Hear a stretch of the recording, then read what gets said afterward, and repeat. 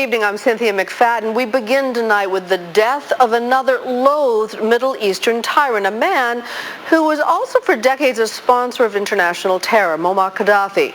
7 months ago, the United States threw its support behind rebel forces in Libya. Today, those fighters finally got their man. ABC's Christiane Amanpour joins us tonight with the details. Christiane, how did it all finally happen? Well, Cynthia, another one bites the dust. It's been a very bad year for dictators in that part of the world, as people in the Arab world are really still fighting for their freedom. Somebody told me Moammar Gadhafi was like a vampire to his people. They had to see him dead in order to believe that he would never come back again. He was dragged through the streets today. It was quite graphic, and we have to warn our viewers that the video of his last moments is quite difficult to watch. It's an astonishing scene. Moammar Gadhafi, once one of the world's most powerful dictators, battered and bloody, the fear visible on his face as death looms.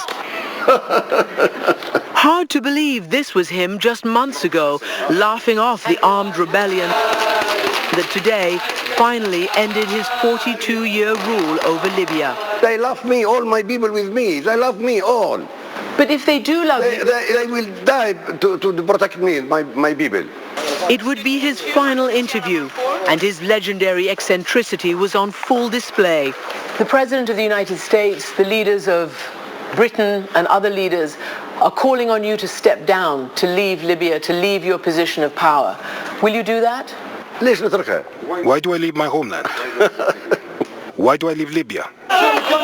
He never did flee, and today he died at the hands of his own people, aided by a 7-month bombing campaign led by Britain and France and the United States. The dark shadow of tyranny has been lifted, and with this enormous promise, the Libyan people now have a great responsibility.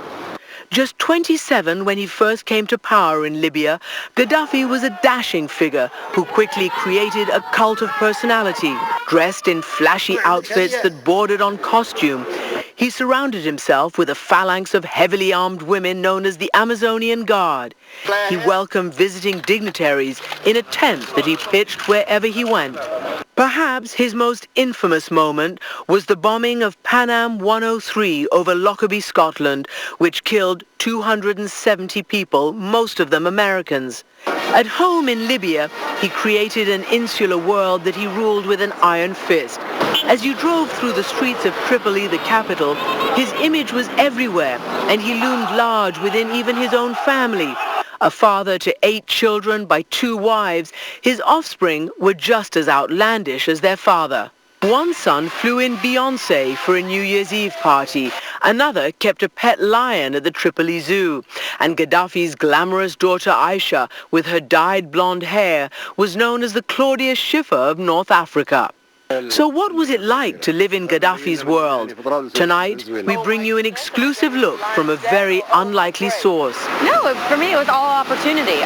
Meet Jacqueline Frazier, a young American woman who became a member of the inner circle, and from there, watched the regime slowly unravel. What is a blonde American girl from Vermont doing in the heart of darkness? How did you end up in Libya?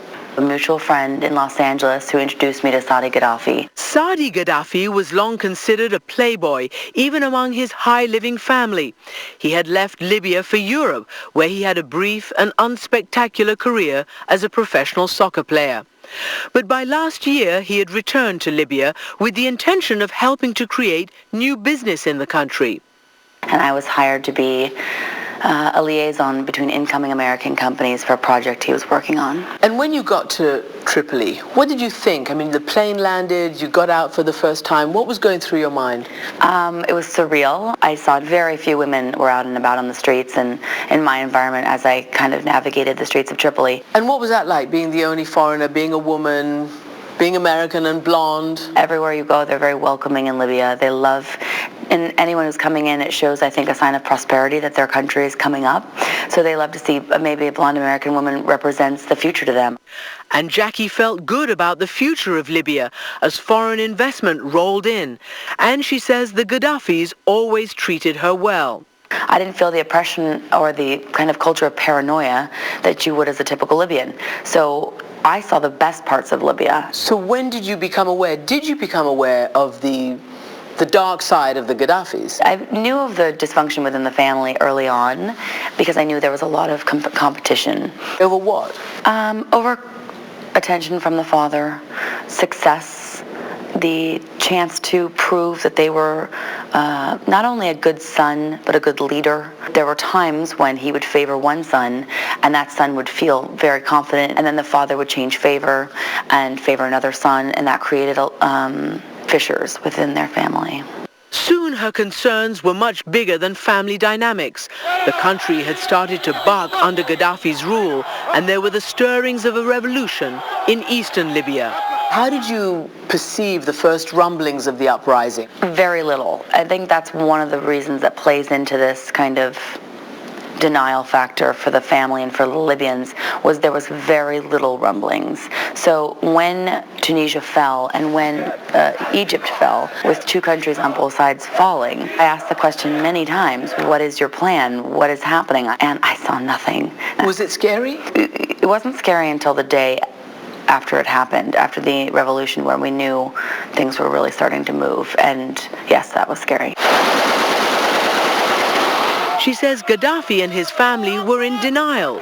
She was with us the day I interviewed the colonel. I don't know if you recall, we were running late and I asked the gentleman next to me, what time is this going to get started? And the response from the Libyan handler was, he has the will of the gods and he will arrive at just the right time. So I did think he was very charismatic, but it was also clear to me how out of touch with reality he was. But did they believe it when they heard people saying inside, down with Gaddafi, we want him out? I don't think so. I still question that myself and grapple with that. I don't think that they believed it, A, and B, I don't think many people were telling them that they were not liked. What did you tell them? I told them many times they weren't liked. I told them not only that they weren't liked, but that and ultimately they would win by playing this in a Western way, which is not to shut down and become closed off and to not allow journalists to interview people who have voices of dissension. They felt that if they had to quiet everyone. In the end, it was the Gaddafis who were silenced.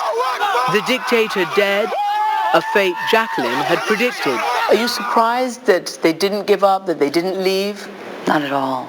I don't think there's only two ways for them to end up, and that's dead or in jail.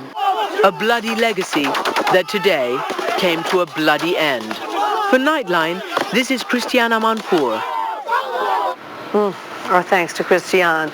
And just ahead, what are thousands of jungle animals